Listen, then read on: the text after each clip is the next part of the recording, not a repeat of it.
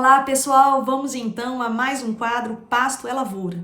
E hoje nós vamos falar de um assunto que é extremamente importante, mas que muitas das vezes é negligenciado em nível de fazenda. Hoje nós vamos falar de planejamento forrageiro. O que é o planejamento forrageiro, como fazer o planejamento forrageiro e por que ele é tão importante. Tá? Então vamos lá. Qual é a importância do planejamento forrageiro? O que acontece nos nossos sistemas de produção sobre pastejo é que a nossa oferta de forragem ela é extremamente variável ao longo do ano. Todo mundo sabe que nós vamos ter um excesso de forragem ou uma boa produção que seja no período favorável ao desenvolvimento dessas plantas, ou seja, no período das águas nós vamos ter muita forragem disponível. Aí o que acontece? No período da seca nós vamos ter pouca disponibilidade de forragem.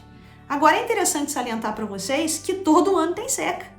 Todo mundo sabe que nós temos seca todo ano e cada vez mais essas secas estão ficando cada vez piores. Então o planejamento forrageiro é extremamente importante para que a gente consiga ter uma disponibilidade de forragem igual durante todo o ano. Lá no sistema de produção a pasto nós não vamos conseguir. Por quê? Porque no período seco do ano, dependendo da região em que você está, não vai faltar só água, vai faltar também luz, vai faltar temperatura. Tá? Então nós vamos ter uma baixa, uma queda muito grande na produção de forragem, nós não vamos ter rebrota e a gente não pode trabalhar com a mesma taxa de lotação. Quando a gente trabalha no período seco com a mesma taxa de lotação que a gente trabalha no período das águas, o que nós vamos observar são animais com baixo score corporal, perda de peso, problemas reprodutivos, tá? E pastos rapados tendendo à degradação. Então a falta de planejamento forrageiro traz pra gente todos esses prejuízos. O planejamento forrageiro, ele nada mais é do que a gente fazer uma avaliação de demanda e oferta de forragem. Ou seja, eu preciso saber qual será o meu consumo de forragem ao longo do ano para que eu consiga planejar a demanda de forragem ao longo do ano. Então, se eu sei que eu vou ter uma sobra de forragem no período das águas, nada mais interessante do que eu fazer uma conservação dessa sobra de forragem para ser utilizada no período seco. Seja ela na forma de selagem, de feno ou até mesmo de pastejo diferido. Eu posso isolar certas partes da minha propriedade no período das águas para que seja então utilizada no período seco do ano. O planejamento forrageiro ele é dividido em 3 pontos que são essenciais para que a gente consiga ter uma compreensão do processo.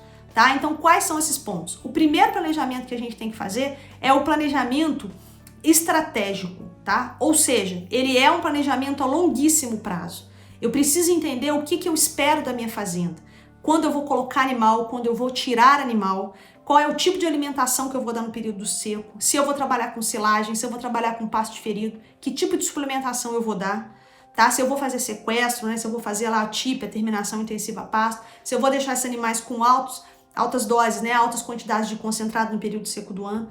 Porque quando eu faço esse planejamento a longo prazo, eu evito o boi sanfona, né? Que é ganha peso nas águas e perde peso na seca. Tá? E, consequentemente, mantenho um determinado ganho. Eu tenho que ter um planejamento para saber qual vai ser o meu ganho ao longo do ano. Tá? Então, eu tenho que trabalhar com ganho médio. Eu vou ganhar mais peso nas águas, eu vou ganhar muito pouco peso na seca, ou então vou manter um desenvolvimento modesto desses animais, ou eu vou trabalhar com maior nível de concentrado. Então, isso é o que a gente chama de planejamento estratégico. É você planejar a propriedade a longo prazo, aonde você está, aonde você quer chegar e qual caminho você vai seguir para estar do ponto A ao ponto B. O segundo planejamento que a gente tem que trabalhar será o planejamento tático. O planejamento tático, ele é a execução do planejamento estratégico. Ou seja, é aqui que eu vou avaliar época de comprar insumo. Quando eu tenho um planejamento estratégico bem feito, eu consigo comprar insumos em épocas mais favoráveis. Eu não deixo para comprar tudo em cima da hora. Então eu já tenho um planejamento, eu já sei quando que eu tenho que ligar, quando que eu tenho que receber, quando que eu tenho que pagar, como vai ser as minhas entradas de insumo, qual vai ser a minha saída de produto. Isso é o planejamento tático, então ele é feito a médio prazo, então eu vou avaliar ele, né, durante um ano, por exemplo, quando que eu tenho que comprar o calcário, quando que eu tenho que comprar o farelo, quando que eu vou comprar o fubá, eu vou formular ração na minha propriedade, se eu for formular eu tenho que comprar os alimentos, eu vou comprar ração pronta, que empresa eu vou comprar, o que eles têm para me oferecer, isso é o planejamento tático. E nós vamos ter, né, o último nível do planejamento, que é o planejamento operacional. O operacional, ele é a execução dos planejamentos estratégicos e táticos. Ou seja, eu já tenho uma reserva de adubo, já sei que eu tenho que adubar meu pastejo rotacionado, por exemplo, quando os animais saem. Isso é o planejamento forrageiro operacional. Então, esse planejamento operacional ele é importante para que eu consiga manter tudo que foi planejado no planejamento estratégico e no tático. Lá no planejamento estratégico, por exemplo, eu fiz né? Eu quero que os meus animais ganhem 700 gramas por dia no período das águas, mas eu vou precisar adubar para suportar aquela taxa de rotação que me dê retorno.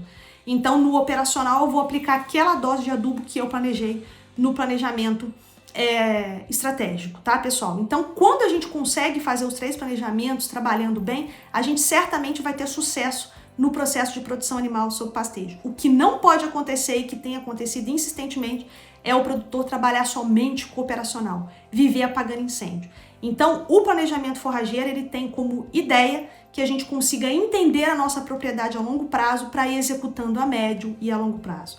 Quando a gente consegue acertar o planejamento forrageiro, a gente consegue manter um excelente desempenho dos nossos animais ao longo do ano. Então, estabelecer um critério, né, para demanda e oferta de forragem e compreender como nós vamos distribuir isso ao longo do ano é o que a gente chama de planejamento forrageiro. Era esse o recado, pessoal. Até a próxima!